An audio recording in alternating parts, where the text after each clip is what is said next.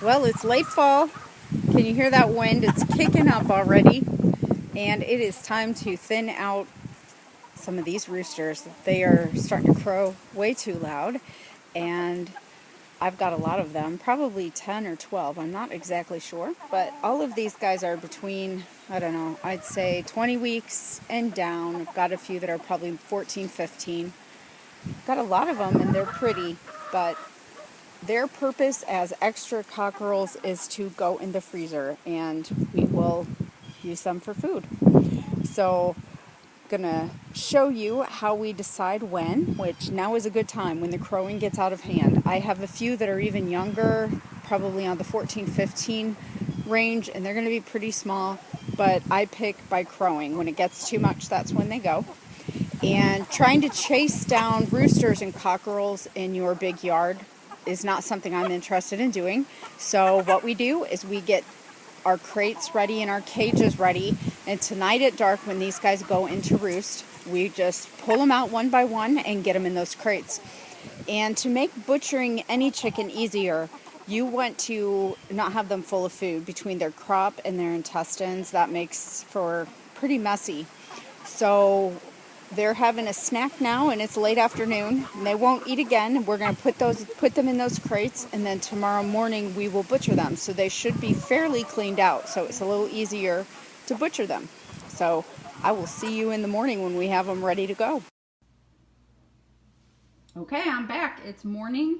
Got these guys all separated out, and what you want to do is make sure that they have water. So they have been out here all night, and it's about 9 o'clock, I'd say, without food, but they definitely have water. Always have water for your chickens. So they're pretty well cleaned out. I'm going to show you our processing station. I meant to do it when it was all nice and pretty, but I forgot. So we start out with our kill cones that we use. That's how we dispatch our chickens. We have our kill cones over here, and then we use a turkey fryer as our scald tank, and it works okay. You just have to keep watching the temperature. And then we have this awesome plucker that we got on Craigslist for a great deal. That has helped us immensely. Got our feathers going there. And then over here we have our table where they do the processing. They go in the bucket after they've been plucked, and then I take care of the cleaning part. I have my little gut bucket down there and my soapy water that I keep things clean.